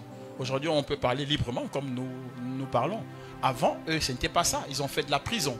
J'ai discuté moi-même avec un. J'ai eu la grâce de manger avec lui sur la même table. Pas une table spirituelle, mais une table physique. Nous avons mangé. Et puis là, je vais lui poser un peu de questions sur l'histoire, sur le réveil. Il m'a dit une chose. Après m'avoir expliqué tout, il m'a dit, ne cherche pas à comprendre qui était la véritable tête du réveil. Il dit, fais ton histoire, les autres vont l'écrire. Il dit, de la même manière, vous racontez la nôtre. Il faut qu'on raconte pour vous. Depuis ce jour, je me suis dit, mais pourquoi est-ce que je me bats? j'ai trouvé mon couloir et je suis dans mon couloir. C'est sans orgueil, je suis dans ma génération, le gars constant dans son couloir. Je ne m'éparpille pas. Vous n'allez pas voir le mystère des 4 anges. Pourtant, j'enseigne l'angéologie à l'école biblique. Mais si je discute avec quelqu'un et que je lui dis, est-ce que tu sais que les affaires des anges là, dès que tu pries un ange, tu es dans l'idolâtrie, il va faire la bagarre avec moi. Donc pour éviter la bagarre, je ne suis pas très fort là-bas. Je m'étais. Je reste dans mon couloir d'enseigner ce que la Bible dit. Tant que l'Esprit ne m'a pas révélé. Mais ça ne veut pas dire que je condamne ce que les autres font. Non. Il n'y a plus d'impact dans ces choses parce que les fils, oui, sont pressés, mais ils n'ont pas compris leur temps. La question de la formation, homme de Dieu, pour être formé, il faut beaucoup d'humilité. Il faut beaucoup d'humilité. Ce n'est pas tout le monde qui peut faire la formation. Arrêtez d'envoyer tout le monde dans nos écoles. Il y a des écoles qui sont ouvertes parce que l'homme de Dieu veut être riche aussi. Il veut de l'argent. Il faut qu'on se le dise. Il y a des matières standards dans toutes les écoles. Si vous n'avez pas les 10 doctrines de base en théologie, n'envoyez pas votre enfant là-bas. Ça ne sert à rien. Parce que quand il va aller, on va l'enseigner les divinités, ce n'est pas mauvais. On va l'enseigner comment opérer dans le prophétique, ce n'est pas mauvais. On va l'enseigner comment prêcher, ce n'est pas mauvais. Mais en vérité, il prêche quoi, avec quel impact? Parce que il n'y a que celui qui a été coaché qui peut coacher. Je suis désolé. Donc, on a ouvert des écoles parce qu'on veut être appelé rabbin, rabbi. On veut enseigner. Mais j'aime ce que Nicodème dira à Jésus. Il dit, nous savons que tu es un docteur venu d'en haut. Dans quel contexte on reconnaît Yeshua comme étant rabbin? Dans quel contexte? Le contexte où Jésus, quand il parle, il leur disait, vous êtes les spécialistes de la loi. Ça veut dire qu'il fallait 15 ans d'études pour devenir docteur. 15 ans d'études que l'apôtre Paul a fait. Donc, les gars ont frappé 15 ans, ils ont tout, mais ils ne maîtrisaient pas le rituel. C'était quoi? La guerre de table. Est-ce que Jésus a pris une autre parole? Non, il a dit, si tu n'es né d'eau et d'esprit, il n'y a rien. Or, pour naître d'eau et d'esprit, il faut manger la nourriture de l'esprit. Mais Nicodème, avec tout ça, n'avait rien. C'est pourquoi la formation, moi je dis, envoyer des gens dans des écoles bibliques quand ils ont déjà un appel. Ils vont facilement shifter. Mais si vous envoyez pour en fabriquer, ça veut dire qu'ils vont à l'école pour sortir pasteur. Parce qu'il y a des écoles qui le font. Et moi, je suis contre cela. L'école ne donne pas le ministère. L'école donne l'équipement. Pour que celui qui est appelé exerce mieux. Donc, oui, il y a aussi un problème de formation. C'est un bémol sur lequel il ne faut pas... En fait, c'est un bémol à ne pas négliger. Mais qui doit être formé? Parce qu'après la formation, beaucoup deviennent des rebelles. Or, le ministère est un monde des esprits. Il faut qu'on vous intronise. Le ministère, c'est le monde là où la clé est, la serrure de la porte pour entrer n'est que de l'intérieur. Il faut que ce soit celui qui soit à l'intérieur qui vous ouvre. Ce n'est pas une affaire de rêve. Non, non, non, j'ai fait un rêve, je prêchais. Nous tous, on a fait des rêves où on prêchait. On n'a jamais prêché. J'ai fait des rêves où j'étais avec les hommes chefs d'État de ce pays qui sont décédés. Je ne les ai jamais rencontrés de toute ma vie. Vous me direz peut-être, tu n'as pas travaillé à l'accomplissement de ton rêve. Non, ça c'est pour me culpabiliser, c'est faux. Le Seigneur me montrait quelque chose certainement. Et j'avais prié. Parce que tout rêve vient d'abord aussi pour nous interpeller. Donc voilà un peu ce que je peux dire. Oh, gloire à Jésus. Alors, je ne vais pas monopoliser en quelque sorte des questions. Nous allons nous retourner vers la prophétesse Véronique Gondi qui gère un peu la question des internautes. Et nous allons voir si il y a quelques questions avec les internautes ou si aussi parmi ceux qui nous assistent actuellement, s'il y a une question qu'on peut prendre pour essayer d'éveiller un peu des consciences de la jeunesse que nous sommes. Amen. Donc, nous laissons...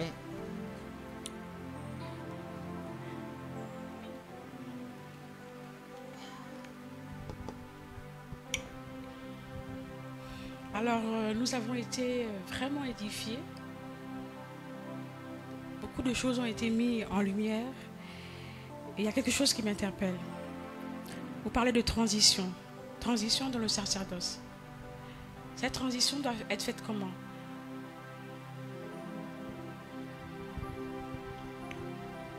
D'accord, il faut déjà élaguer les mauvaises pensées. On ne parle pas d'un culte ici. Regardez ce qui va se passer. Je le prouve bibliquement. Lévi est la tribu choisie par l'Éternel. pour opérer tout le service du temple. Chez les Lévites, nous avons les prophètes, nous avons des chantres, nous avons des musiciens, nous avons tout le clergé. Vous allez vous rendre compte que quand Jésus reviendra, nous sommes élus au sacerdoce. Mais par quel miracle? Parce que Jésus n'est pas de la tribu de Lévi. Il y a eu une transition. Judas est une tribu de la royauté. Lévi est la tribu du sacerdoce. Alors, quand celui qui n'est pas du sacerdoce touche le sacerdoce, il était frappé, il mourrait. Pourquoi Jésus n'est pas mort? Ça veut dire, j'ai parlé tout à l'heure de la transsubstantation. Ça veut dire la capacité de changer le vin en sang et le pain en chair. Christ, en faisant cela, nous qui mangeons aujourd'hui, nous qui buvons cela, nous devons être capables de faire aussi de la transsubstantation. Ça veut dire, pendant que nous sommes en train de boire, nous sommes en train de transcender. On n'est plus là. Nous devenons donc des souverains sacrificateurs aussi, sinon des sacrificateurs. Et c'est alors que par l'ordre de Melchisédek, quand le Christ devient souverain sacrificateur, il fait de nous des sacrificateurs. À quel moment c'est passé, je ne saurais l'expliquer parce que la Bible n'a jamais donné de verset à quel moment il y a eu coupure. Mais nous savons seulement que nous sommes devenus tous un royaume des sacrificateurs. Apocalypse chapitre 5 au verset 10, la Bible dira, il a fait de nous un royaume des sacrificateurs et nous régnerons sur la terre.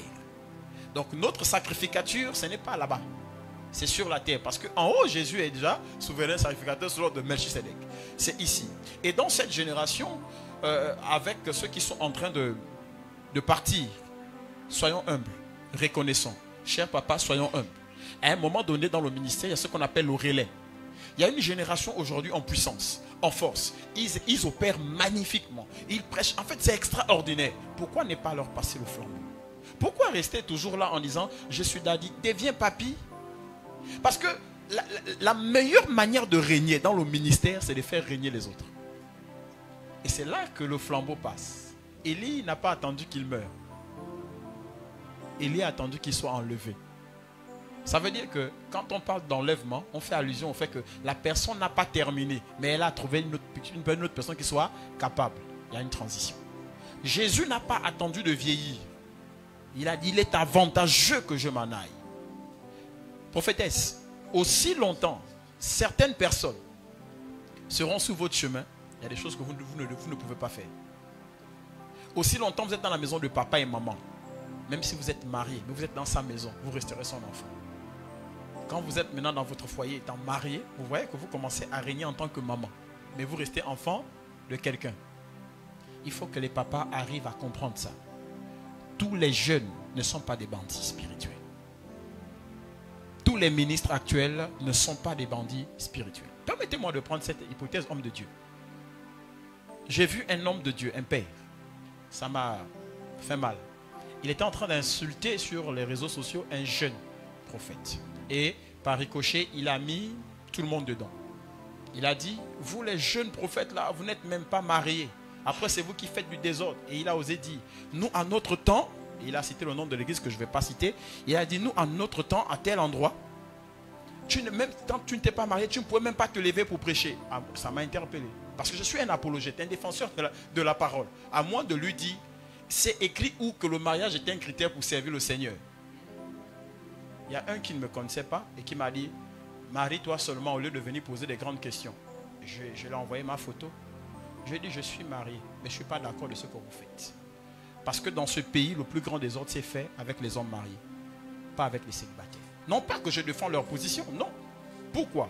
Parce qu'on s'est caché dans une position d'homme marié pour prouver que nous avons une bonne moralité spirituelle. Le ministère, ce n'est pas la position sociale qui porte, c'est l'esprit qui le porte. Vous voyez ça? Donc, je crois que quand je parle de transition, c'est très important de comprendre qu'il y a des personnes qui eux, ont l'esprit du Seigneur, qui pouvaient imaginer que le Seigneur inspirerait l'homme de Dieu ici pour un tel thème dont j'ai déjà dit, et j'insiste que c'est un thème provocateur et évocateur. Parce qu'il a des vertus, c'est pourquoi je le dis. Et ces vertus ne sont pas enseignées à l'église. On va seulement dire, celui qui est dans le péché, qui ne prenne pas la scène. Mais qui n'est pas dans le péché? Parce qu'il y a 3 types de péchés, les péchés du corps, les péchés de l'âme, les péchés d'esprit. Qui n'a jamais mal pensé? Vous savez, vous êtes d'accord que faire ce qu'on appelle chez nous au Gabon, parce que nous sommes au Gabon, pour ceux qui nous suivent, ce qu'on appelle le Congo-ça, c'est un péché. C'est ce que la Bible a mis dans le décalogue, tu ne porteras pas de faux témoignages. Donc c'est écrit, c'est un péché. Donc il n'y a pas de grands péchés et des petits péchés. Dieu ne nous pardonne pas parce que nous demandons pardon. Il nous pardonne à cause de son nom. C'est écrit comme ça. Et si nous sommes dans la vérité, le sang de Jésus nous purifie de tout péché. Ce n'est pas parce qu'on aurait fait quoi que ce soit. Donc en ce sens, je parle de transition. C'est ça. Il faut insister sur ça. Il y a un relais. Donnez-nous le relais.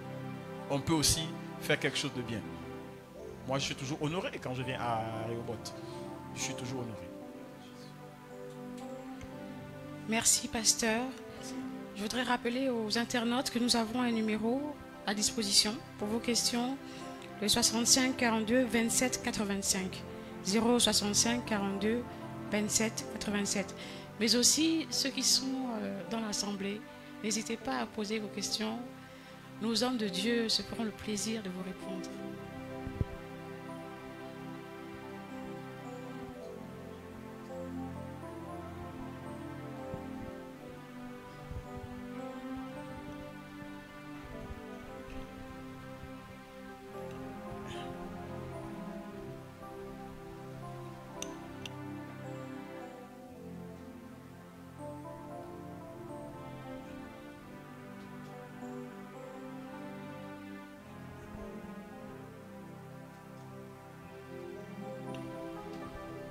Shalom.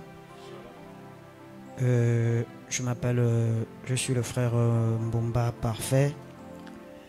J'ai écouté les 2 hommes de Dieu et il y a une question sur laquelle ça a certainement été évoqué, mais j'aimerais revenir pour que ce soit un peu plus clair, peut-être dans mon esprit et dans l'esprit certainement des autres aussi. Ma question elle a 2 volets. La première, j'aimerais savoir et comprendre quel avantage réel y a-t-il pour un homme, quand je parle d'homme avec grand H, pour un homme de pratiquer la Sainte Seine? Quel est l'avantage? Je voudrais ce soir sortir avec, que ce soit un peu plus clair dans mon esprit. Quel est réellement l'avantage? Moi, je gagnerais aujourd'hui à consommer la chair de Christ et de boire son sang. Ça, c'est le premier volet. Et en réalité, vu que vous avez parlé des jeunes qui sont aujourd'hui dans le ministère, mais qui peut-être n'ont pas eu le temps d'être bien formés et qui se sont lancés, pour ces jeunes-là, comment est-ce que la Sainte Seine doit-elle être préparée et doit-elle être donnée? Comment ces jeunes-là devront préparer la Sainte Seine dans leurs églises pour donner au peuple qui les suit? Ça, c'est le deuxième volet de ma question. Merci. Ok, donc quelles sont les vertus de la Sainte Seine et comment il faut préparer seulement la Sainte Seine? Comment la personne qui prend la Sainte Seine doit être préparée? Et c'est lui qui donne. Bon, là, c'est un peu trop secret. Je crois que je vais laisser le révérend répondre à la deuxième question pour ne pas aussi être propriétaire de la parole alors qu'en vérité, je ne le suis pas. Voilà. Les vertus de la Sainte Seine. Comme je disais, et j'insiste, 1 Corinthiens chapitre 11, c'est le seul endroit où l'apôtre Paul essaie d'éclaircir ces choses. Jésus est venu accomplir ce qui était déjà dit dans Exode chapitre 12. Il est venu simplement accomplir et a apporté la nécessité même, a apporté ce qui fait de la valeur spirituelle à cet acte, notamment son sang, qui est un sang qui a un message plus excellent que celui d'Abel, donc un sang qui parle. Parce que dans le rituel de sang, il faut que le sang arrive à porter un message en votre faveur. C'est pourquoi le sang de Jésus, effectivement, était le meilleur. Parce que non seulement on disait que l'animal devait être sans tache, il devait être un mâle. Jésus était un homme, il était sans tache, il n'a jamais péché. Deuxièmement, sa chair aussi a des informations qui, quand nous mangeons, ça nous propulse. C'est pourquoi d'autres, quand ils mangent la chair humaine, je ne sais pas où ils vont, mais apparemment on dirait qu'ils sont élevés à des postes humains. Et nous sommes élevés à d'autres gouvernements. avec de l'influence physique. Maintenant, quelles sont les vertus? Il faut d'abord, avant de présenter les vertus, dire ce qui ne marche pas. Parce qu'avant de donner des solutions à un problème, il faut d'abord trouver la problématique elle-même. On nous a si souvent dit que la Sainte Seine était uniquement pour les personnes qui étaient en conformité avec le Seigneur. Ça veut dire qu'ils avaient abandonné le péché. C'est juste. C'est juste, mais ce n'est pas tout. C'est juste, mais ce n'est pas tout. La Sainte Seine a aussi j'ai envie de dire, des vertus de guérison. J'en ai expérimenté moi-même dans mon ministère, des femmes qui avaient des règles douloureuses, qui en avaient pris. Laissez-moi vous choquer quand même. Elles n'étaient pas baptisées. Elles sont prises et c'est parti. Or, on nous a enseigné qu'il fallait être uniquement baptisé. Je ne refuse pas. Je n'ai pas envie de rentrer dans un débat théologique parce qu'en théologie, beaucoup sont en train de faire des débats sur le baptême. Judas a mangé la scène avec le Seigneur. C'est quand le Seigneur dira, l'un de vous me livrera. Le Seigneur lui dira, l'un de vous me livrera. Et puis les autres vont demander, qui est-ce qui, Seigneur, c'est qui, c'est qui? Et Jésus dira, dans une autre version, c'est écrit, parce que c'est deux évangiles qui rendent ce rapport. Il y a Matthieu et il y a Luc. Or, dans l'un des deux, il y a un qui dira, c'est celui avec qui je suis en train de souper en fait. Il y a une autre version qui dira, c'est celui qui trempera sa main avec moi dans le plat. L'autre, selon les versions maintenant, des Bibles, il y a l'autre qui dit, c'est celui à qui je donnerai ce pain. La Bible dit aussitôt, Jésus prit le pain, il a donné à Judas.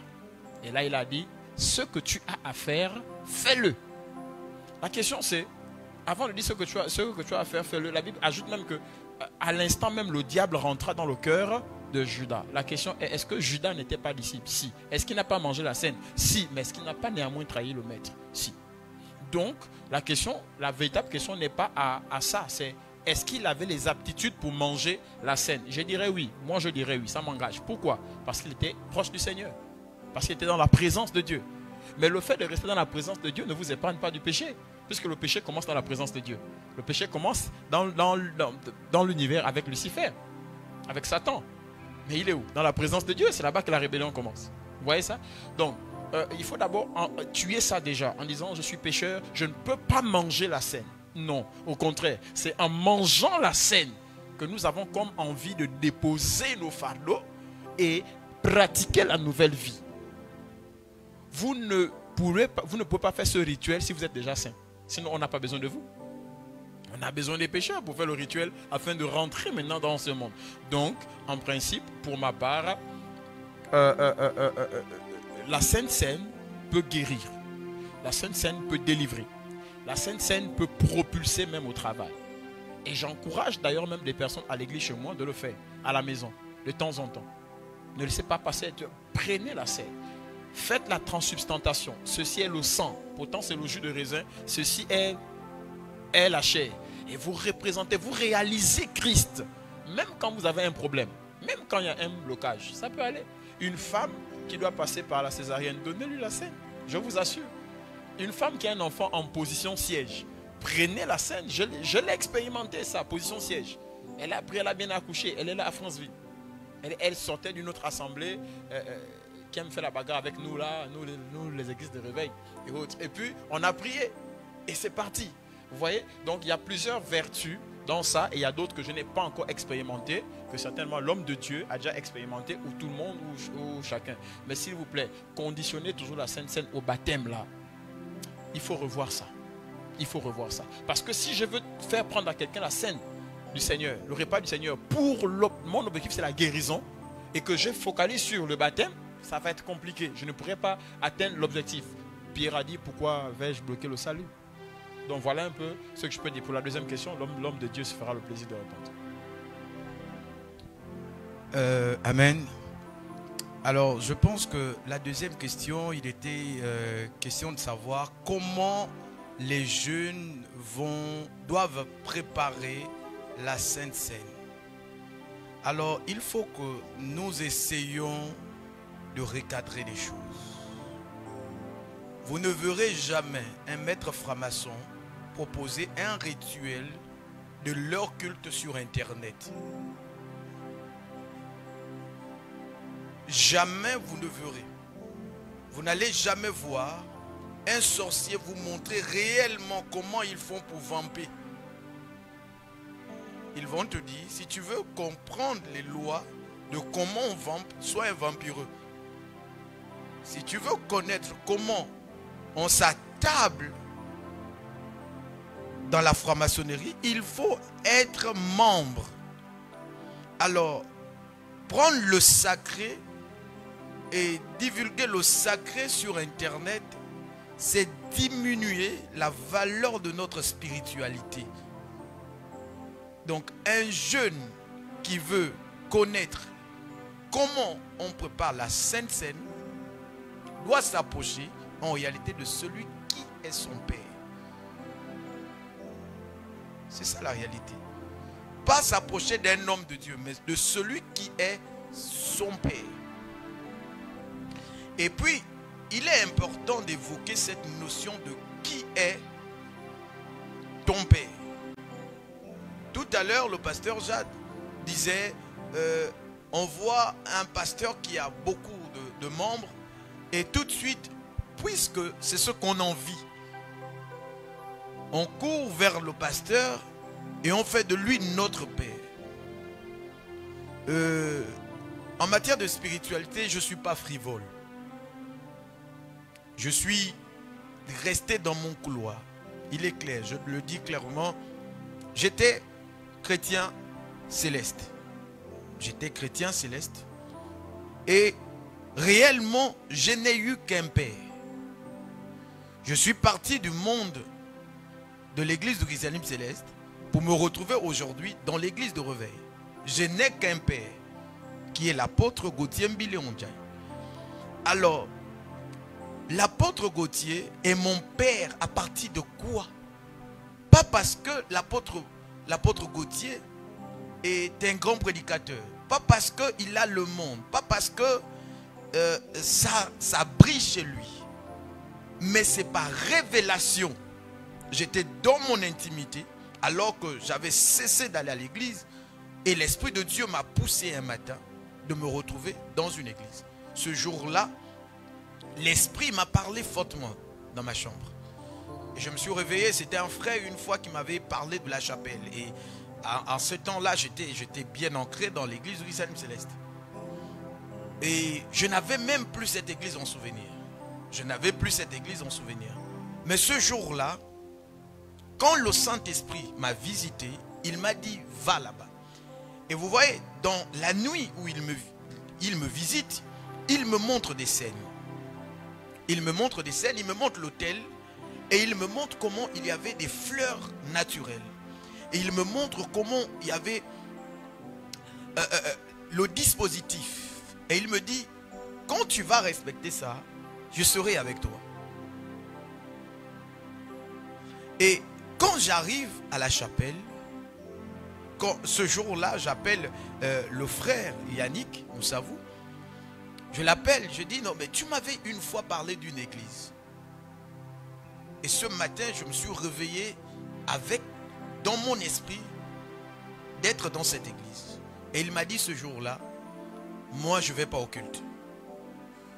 Et je ne suis plus trop là-bas. C'est ce qu'il m'avait dit au téléphone ce jour-là. Et je lui ai dit, ce n'est pas un problème. Tu n'es plus trop là-bas, ce n'est pas un problème. Mais moi, mon esprit m'a dit, tu dois te retrouver à la chapelle des conquérants. Et c'est comme ça que j'arrive à la chapelle des conquérants. J'arrive, je trouve le dispositif placé comme on m'a montré dans la vision. Et c'est là où j'ai dit, c'est lui le Père.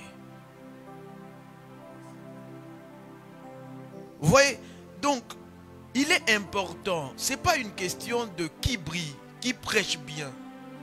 Parce que j'ai compris que dans le Père de chaque fils, il y a quelque chose qui manque à un fils qui se trouve dans ce Père. Et qu'il doit obtenir. Maintenant, si vous trouvez un Père qui n'a pas ce qui vous manque, parce que ce qui vous manque n'est pas forcément le monde. Vous pouvez avoir le monde et manquer de ce qui est essentiel pour vous. Donc, il faut d'abord que des fils soient dans leur intimité et demandent à Dieu qui est mon père? Qui est mon père? Parce que c'est là. Qui est son père? C'est vers son père qu'on va pour dire, papa, il me manque ça. Il me manque ça. Je dois comprendre. Vous voyez? Donc, il faut déjà que le fils repère son père. Et ensuite, il va à l'école de son père. Papa, ça se passe comment? Et le père lui dit, ça se passe comme ça et comme ça. Et vous voyez, c'est ce côté-là même. Le fait qu'on va vers un père. Le fait qu'un père ne nous livre pas tout de suite le secret. C'est ce qui fait en sorte même qu'on considère, qu'on met le côté sacré. Parce que si tout de suite ça vient et on nous donne, on va fouler au pied ce qu'on nous a donné. Mais quand ça a été dans la douleur, vous savez, je vous révèle quelque chose. Vous savez pourquoi j'ai vraiment compris que l'apôtre Gauthier Mbilé est mon père? C'est quand j'ai commencé à remarquer le fait d'envoyer un message et qu'on ne me répond pas de suite. J'ai compris que ça c'est le père.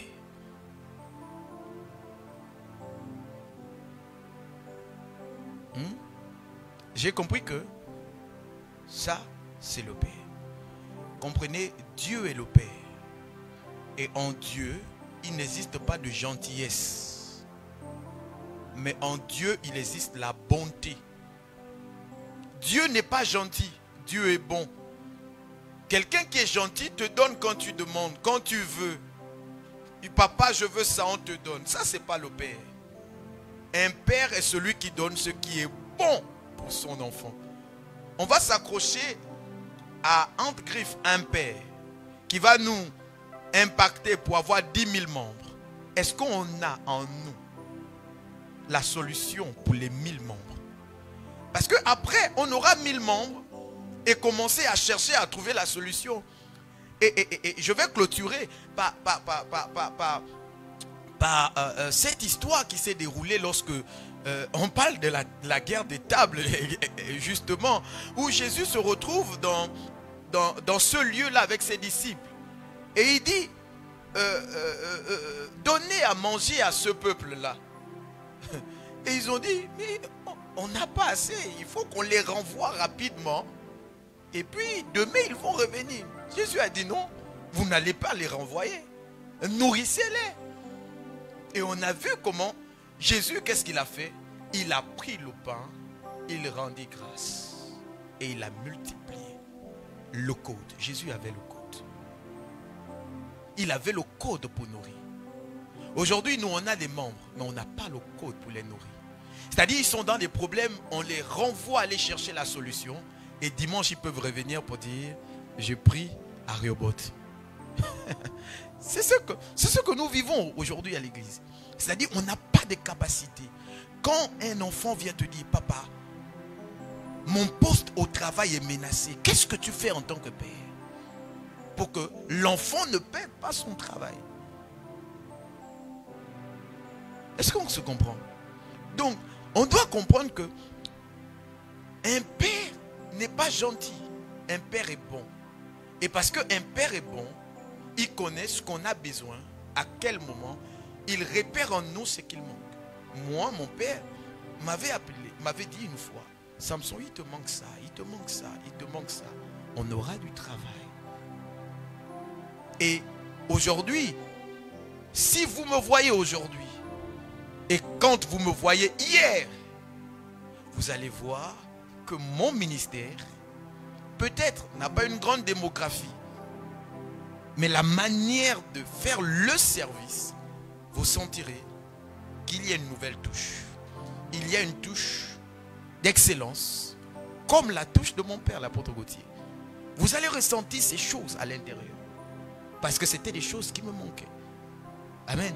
Donc il faut que les jeunes que nous sommes, nous repérons d'abord notre Père, ensuite aller en formation, demander au Père. S'il nous refuse de nous donner aujourd'hui, ne nous fâchons pas, retournons demain. Si demain il nous refuse, repartons après-demain. Si après-demain il refuse, repartons le après-demain si ça se dit. Amen.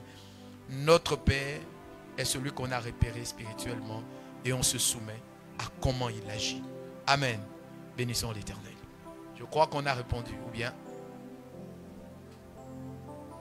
Une autre question?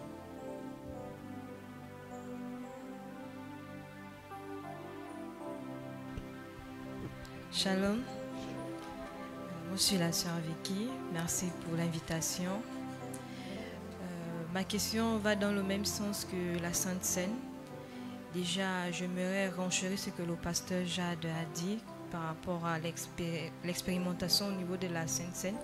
Parce que moi-même également, j'en ai expérimenté quand j'en avais pris pour un cas de guérison également. Alors, ma question est la suivante par rapport à la Sainte Seine. J'aimerais savoir, est-ce qu'il y a des moments qu'on doit prendre la Sainte Seine? Est-ce qu'il y a des heures qu'on doit les prendre? Et est-ce qu'on peut prendre la Sainte Seine seul chez soi? Alors, je vais répondre. Je vais essayer de répondre. Après, je vais donner la parole au pasteur Jade pour essayer peut-être de renchérir ma réponse. Je crois pour ma part, selon que le Seigneur l'a dit, faites ceci en mémoire de moi. Il n'y a pas un temps pour faire des choses en la mémoire de notre Dieu. Il n'y a pas une heure pour faire des choses en la mémoire de notre Dieu. On n'est pas obligé d'être à 100 pour faire des choses à la mémoire de notre Dieu. On n'est pas obligé d'être dans un regroupement. Mais je pense que faire des choses en la mémoire de son Dieu, c'est d'abord une question de ce que l'on ressent. Et je crois, il y a ce texte-là qui dit, donne comme l'a résolu ton cœur, sans contrainte ni tristesse. Si on doit faire quelque chose en la mémoire de notre Dieu, je crois que ça doit être sans contrainte, sans tristesse. C'est-à-dire, je sens que je veux m'attabler avec la personne de Christ. Et on s'attable. C'est vrai. On dira, est-ce que ça aura la même valeur que la Sainte Seine qui a été consacrée à l'Église? Je veux pas choquer des gens. Mais je veux dire ceci. Quand on est un chrétien normal, on est un royaume. On est dans le royaume. Et si on est dans le royaume, on est sacrificateur. Je fais de vous un royaume de sacrificateurs. Ça ne veut pas dire qu'on est au même pied d'égalité que son pasteur. Ça ne veut pas dire qu'on s'en fout de la Sainte Seine. Non, non, non. Mais il y a des responsabilités personnelles. Je sens, je peux prendre du jus de raisin, ou encore, ça, je vais le dire comme ça. Si ton père spirituel t'a révélé comment est-ce qu'on prépare la Sainte Seine, tu peux préparer et sentir à l'intérieur de toi, rendre grâce à la parole, parce que dans ce rituel, n'oublions pas, la parole. Je rends grâce de ce que tu es mort à la croix pour nous, de ce que tu nous as invités à ta table. Je suis à ta table, Seigneur, je veux consommer de ton corps et de ton sang. Et il faut faire ce travail-là. Il faut voir dans votre esprit que vous consommez réellement le corps et que vous buvez réellement le sang. Il faut que ça soit dans votre esprit. Parce qu'une fois le Saint-Esprit m'a conduit, vous savez, j'étais vraiment contre l'histoire de parler en langue. Ah oui, quand j'étais, il faut le dire, je le dis clairement, quand j'étais même céleste, j'avais des enseignements où je condamnais le parler en langue. Est-ce que vous comprenez? Jusqu'à ce que le Saint-Esprit lui-même m'a amené dans son intimité pour me faire comprendre en réalité le parler en langue. Et j'ai compris que lorsque le Saint-Esprit m'expliquait le parler en langue, le Saint-Esprit m'a dit, c'est pas en réalité tout ce qui se dit là, rabababa, qui est le parler en langue. Mais en réalité, c'est la pensée que nous avons lorsque nous sommes en train de parler qui est en réalité le parler en langue. Parce qu'il n'existe aucune langue que Satan n'écoute pas. Parce que les gens disent, quand vous parlez en langue, vous ne parlez pas à Satan. Mais à quel moment on ne parle pas à Satan? Puisque Satan était au ciel et il entendait dans le langage du ciel. Donc il y a quel langage que nous pouvons employer que le diable ne comprend pas? C'est le langage de l'intérieur. Parce que seul Dieu sonde les cœurs et les reins. Seul Dieu sonde. C'est dans cette dimension que le Saint-Esprit m'a amené à comprendre le parler en langue. En me disant, derrière ce qu'on peut dire, Rebo, Rabat, Debo, mais il y a une pensée, il y a quelque chose qu'on veut voir, qu'on ne veut pas exprimer pour que le voleur ne vienne pas voler, qui est enfoui en nous, mais que le Seigneur lui-même pénètre pour prendre et pour l'amener à l'exaucement. Donc, il est important pour nous de comprendre ces choses. Il faut qu'en prenant la Sainte Seine, ça soit quelque chose à l'intérieur qui se connecte au trône de Dieu. Je vais m'arrêter là et je veux voir si le... Amen. Acclamons Jésus.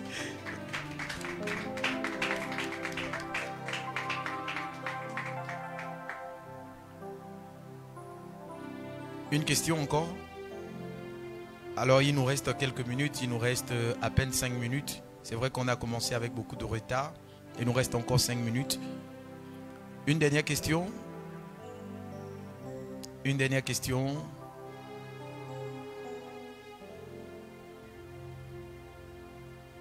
Une dernière question? Ah, on a une question.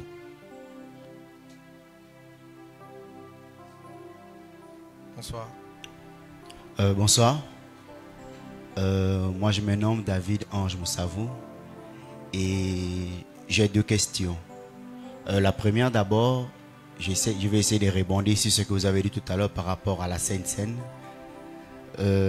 Ma question sur la Sainte Seine que la sœur vient de poser, que vous avez répondu, vous avez dit qu'il est possible, parce que la sœur a posé la question de savoir si c'était possible chez soi à la maison de consommer de la Sainte Seine. Et lorsque vous avez rebondi, je cru entendre que vous avez dit que c'était possible. Moi, ce que je veux dire, c'est que est-ce que c'est pas ce type d'enseignement aujourd'hui qui amène les fils à la rébellion aujourd'hui en croyant que ils peuvent faire comme leurs pères font chez eux de leur propre manière? Parce que si déjà on peut prendre la Sainte Seine chez soi à la maison, en tant qu'un véritable chrétien, comme vous l'avez dit, ça veut dire que partout, tout le monde peut le faire. C'est là ma première question. Et la deuxième est de savoir, je vais répondre sur la question du pasteur Jade, lorsqu'il dit que un véritable fils de Dieu, un véritable chrétien, sa chair ne peut pas être mangée par un sorcier.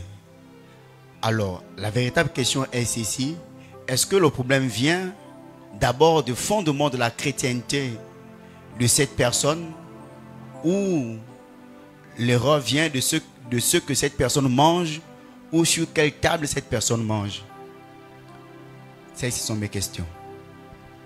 Ok, je crois que je vais commencer par la première. Un véritable fils ne peut pas devenir rebelle sous la base des enseignements de son père. Pourquoi?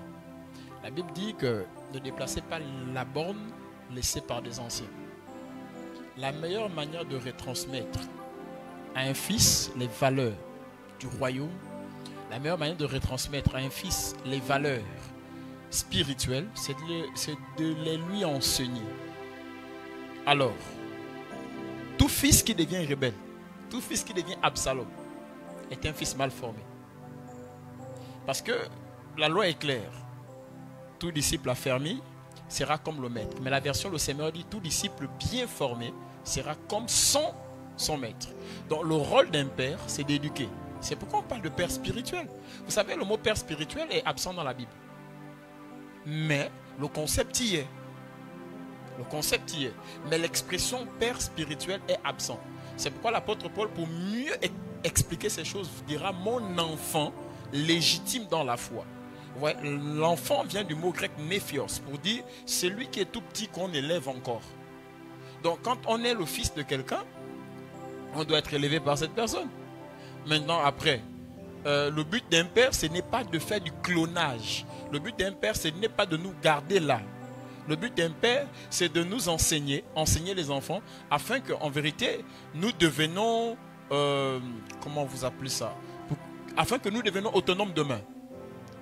Dites-moi mon frère, si votre père ne vous enseigne pas comment on prépare la scène, s'il ne vous enseigne pas des valeurs spirituelles, vous devenez pasteur quand? Quand lui, il va partir, vous allez prendre le flambeau comment? Parce que la meilleure manière d'enseigner aux gens, la bonne pratique du leadership, c'est vous enseigner premièrement, ils écoutent. Deuxièmement, le père fait, l'enfant aussi fait avec le père. Il apprend et le père corrige. Troisièmement, le père s'assoit, il regarde l'enfant continuer à travailler, il corrige à distance. Et puis quatrièmement, Dieu enlève le père et le fils, lui, prend le trône. Donc, je pense que les enseignements ne peuvent pas nous détourner. Par contre, ce qui nous détourne, c'est l'intention de celui qui reçoit l'enseignement. Avec quelle motivation? C'est un peu comme l'histoire de l'argent. Je le dis à quiconque veut l'entendre, l'argent ne rend pas orgueilleux. L'argent n'a jamais rendu quelqu'un orgueilleux. Mais c'est parce que la personne avait déjà les prédispositions, des mauvaises prédispositions. Quand elle a vu l'argent, elle a décidé de piétiner les gens. Donc, moi je crois que non. Maintenant, deuxièmement, un sorcier, pourquoi un sorcier ne peut pas manger la chair d'un enfant de Dieu? Soyons sérieux. Soyons sérieux. Ça rejoint la question qui a fait débat dans certaines églises. Et j'ai même vu ça à la télé dans des lives où un homme de Dieu disait que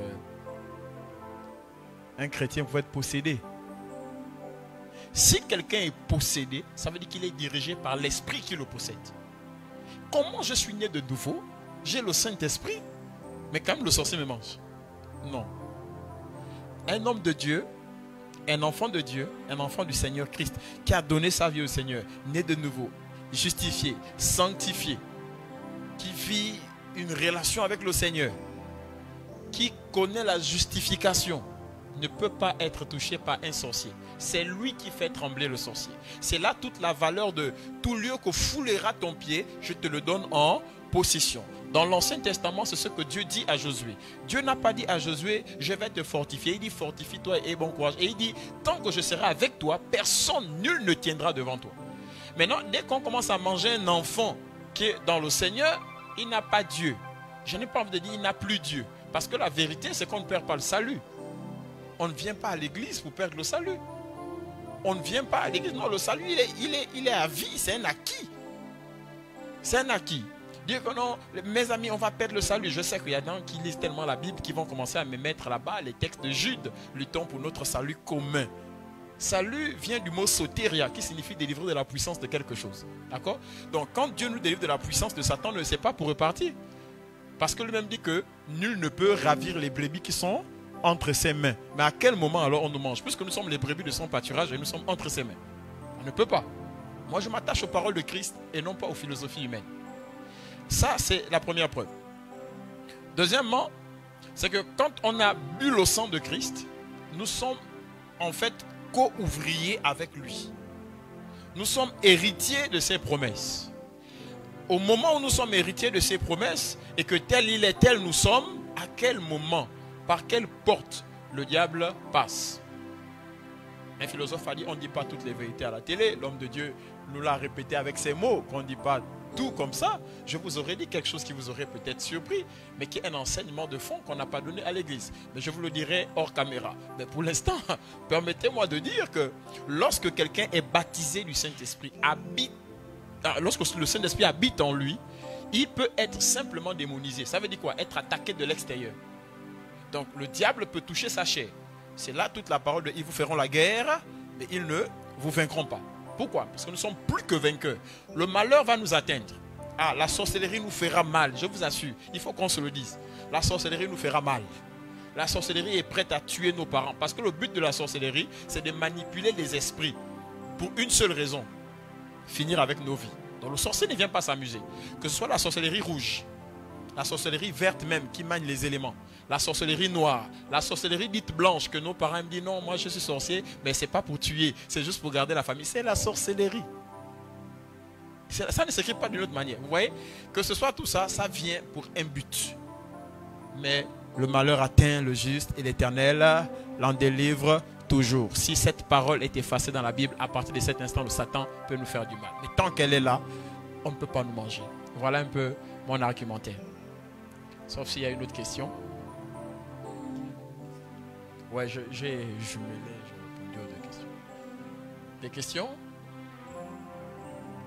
Avant que nous ne clôturons, on voit des hommes de Dieu dans la salle. Peut-être des questions? Ok, je me remets à la prophétesse.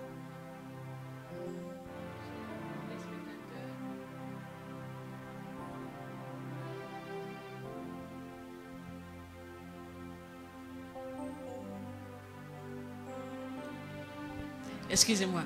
Alors, chers téléspectateurs et internautes, nous sommes arrivés tout doucement à la clôture de cette thématique, donc la guerre des tables. Nous avons été vraiment bénis, Pasteur Jade, à un moment enrichissant. Pasteur Samson, c'était merveilleux. Je pense que nous allons sortir outillés, sinon illuminés par cet enseignement. Je voudrais donner la parole, un dernier mot, Pasteur. Merci. Bon, un dernier mot pour aujourd'hui, mais je pense qu'on va revenir sur le sujet. Et ma volonté sera d'avoir un père sur ce plateau, parce que c'est ce que nous évoquons ici n'est pas seulement une question de l'église au niveau du Gabon, mais c'est l'église dans son entièreté. D'accord? Parce que il y a des jeunes serviteurs partout. Et je pense que si on a un père sur le plateau, par la grâce de Dieu, nous allons parler au père et voir si leur emploi du temps